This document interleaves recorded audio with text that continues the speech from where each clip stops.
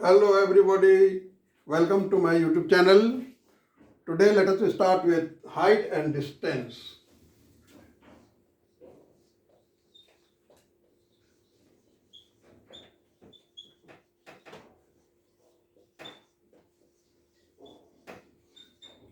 This is also known as application of trigonometry. इसमें दो चीज आपको समझना है. क्या समझना है? यह ट्रायंगल है. सपोज कीजिए इस पॉइंट से ये बिल्डिंग है और इसका टॉप को आप देख रहे हैं, तो ऊपर देखेंगे तो आंख को एलिवेट करना पड़ेगा, तो ये एंगल हो जाएगा एंगल ऑफ एलिवेशन.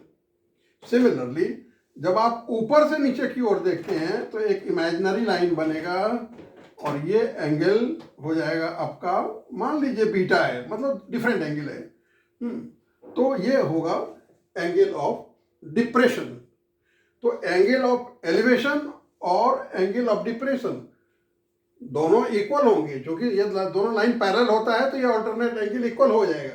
लेकिन कॉन्सेप्ट ये है कि एलिवेशन का मतलब नीचे से ऊपर देखा जा रहा है और डिप्रेशन का मतलब ऊपर से नीचे देखा जा रहा है.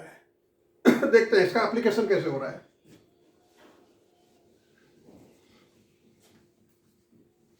सपोज कीजिए आप कि ए बी कोई बिल्डिंग है और यहां एक कार है. ये कार बना रहा है 45 एंगल.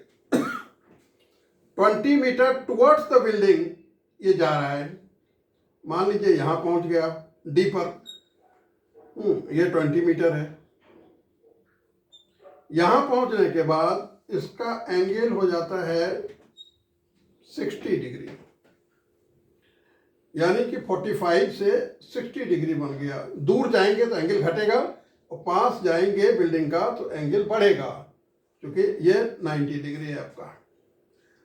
अब देखना यह है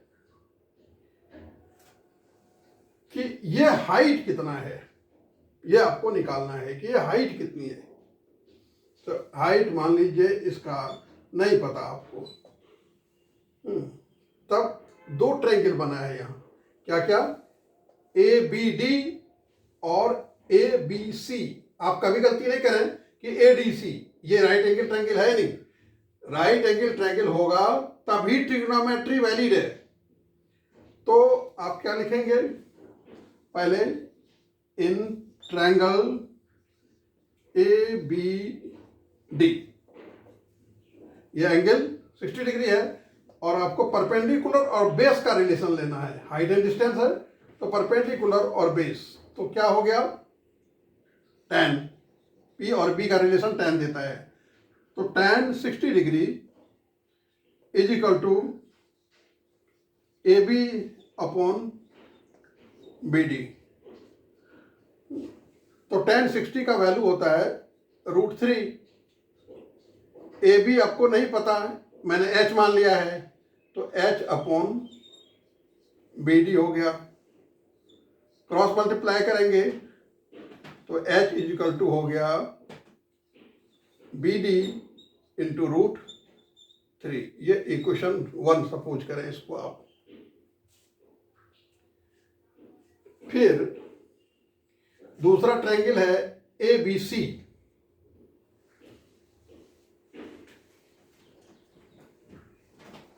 इन triangle A B C again tan 45 degree is equal to होगा, ए बी तो होगा ही होगा और अपॉन बी सी पूरा साइड. tan 45 हो गया 1. ए बी को आपने मान रखा है h और बी सी नहीं आपको पता. लेकिन B C can be splitted. आपने पीछे देखा था कि वो क्या है, बी डी और प्लस 20 टुवर्ड्स द बिल्डिंग जाने पर. तो इसको हम ऐसे लिख सकते हैं, क्योंकि वेरिएबल मुझे घटाना है. तो अगर इसको क्रॉस मल्टीप्लाई करें तो again h is equal to हो गया आपका बी डी प्लस 20, ये इक्वेशन हो गया 2। निकालना आपको h है। इक्वेशन 1 भी h is equal to something, equation 2 is h is equal to something. अगर लेफ्ट हैंड इक्वल है तो राइट हैंड भी इक्वल होगा ही होगा। तो मैं लिखता हूं इसको,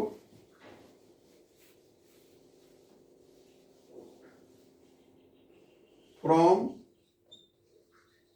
equation 1 and 2, BD into root 3 is equal to BD plus 20, ये दोनों इक्वल हो जाएगा। अब BD को आप इधर ले आए, BD root 3 minus BD is equal to इधर बचा 20, BD को आप कॉमन ले लीजिए तो हो गया root 3 minus 1 is equal to 20। Therefore BD is equal to 20 by root 3 minus 1। BD का वैल्यू निकलेगा तो फिर H का भी वैल्यू आपका निकल जाएगा। तो इसको आप रेशनलाइज कर दीजिए। रेशनलाइज मतलब रूट 3 माइनस 1 है तो रूट 3 प्लस 1 से ऊपर नीचे मल्टीप्लाई कर दीजिए आप।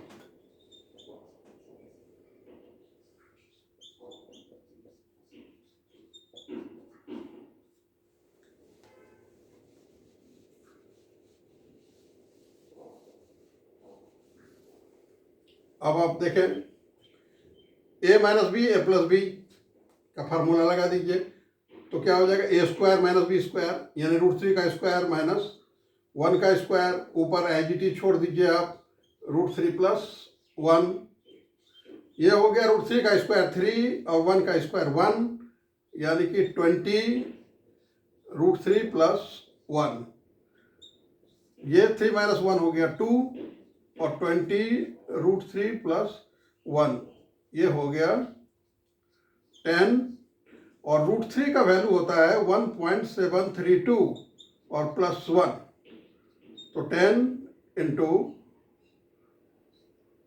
2.732, इसको ऐसे भी लिखा जा सकता है, डेसिमल काट के 1 और 3 डिजिट है तो 3 जीरो लगाइए आप, ये कट गया तो क्या बचा आपके पास 27.32 मीटर। ये हो गया आपका हाइट, बीडी निकल गया ये। अब आपका अगर बीडी निकल गया तो आप एच में वैल्यू डाल दीजिए, इक्वेशन 1 में या 2 में वैल्यू डालेंगे तो आपका हाइट निकल जाएगा। In this way you can find the value of height.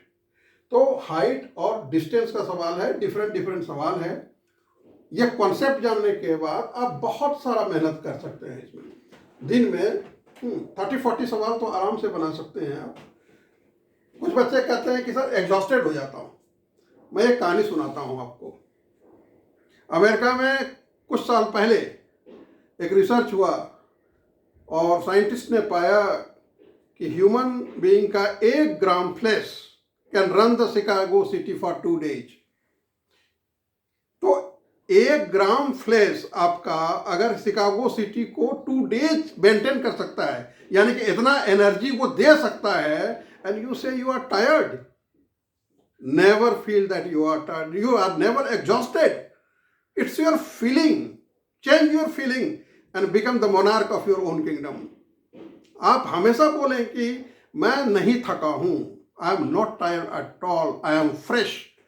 And you should practise more and more numericals, more and more sums, convince yourself. आप 2-4 सवाल करके यहाँ आपको 50 सवाल 40 सवाल नहीं बता सकते, लेकिन मैंने कॉन्सेप्ट दिया और कॉन्सेप्ट दे करके आपको यह बताया कि यही एंगल ऑफ एलिवेशन है और एंगल ऑफ डिप्रेशन है। इसी का तालमेल और डिफरेंट सवाल होगा। उसको जब आप करेंगे तो आपका एबिलिटी जो है, मेंटल एबिलिटी इनहेंस होता चला जाएगा। तो जब साइंटिस्ट ने यह प्रूव कर दिया है कि you are never exhausted, then why should you feel it? So be optimistic and keep on practicing the Psalms more and more. Thanks a lot.